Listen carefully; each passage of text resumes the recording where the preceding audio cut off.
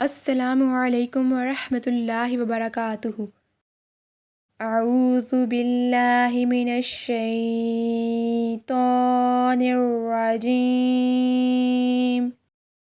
بسم اللہ الرحمن الرحیم۔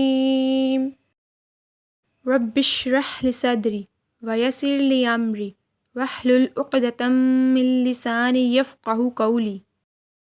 اللہم انی اسألک علما نافعا ورزقا طیبا وعملا متقبلا۔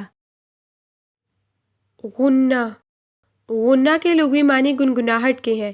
اصطلاحی معنی وہ ایک ایسی آواز ہے جو نون اور میم کو ادا کرتے وقت ناک کی جڑ میں پائی جاتی ہے۔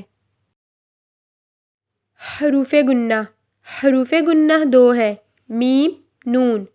غنہ کی دو قسمیں ہیں، اصلی، فرعی۔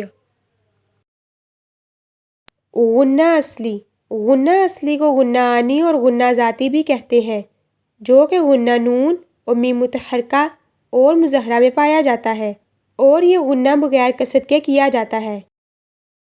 غنہ فرعی کو غنہ زمانی بھی کہتے ہیں، جو کسر کے ساتھ کیا جاتا ہے، اور یہ غنہ نون و میم مشدد اور نون و میم بحالت اخفاء اور مدغم با ادغام ناقص میں پایا جاتا ہے۔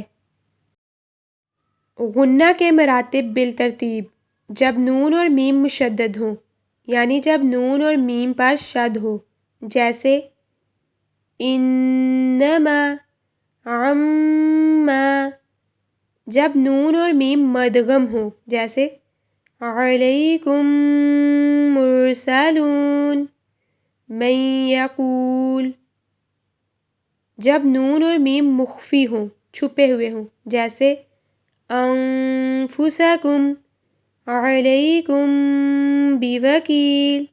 جب نون اور میم مظہرہ ہوں، جیسے من آمن، انعمت۔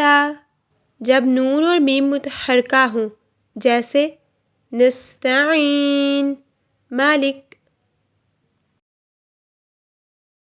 میم کے اجمالی احکام: حروف میم کی 3 صورتیں ہیں: متحرک، مشدد، ساکن۔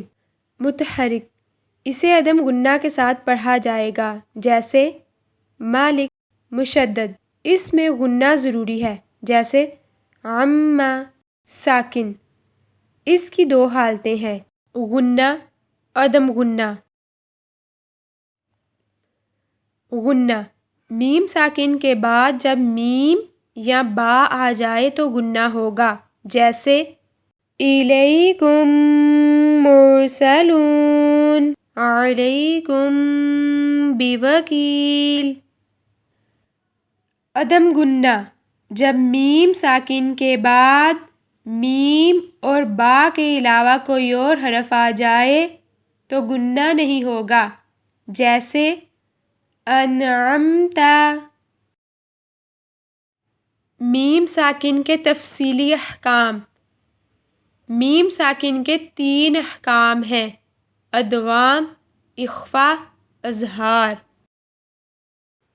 جزاک اللہ۔ السلام علیکم ورحمۃ اللہ وبرکاتہ۔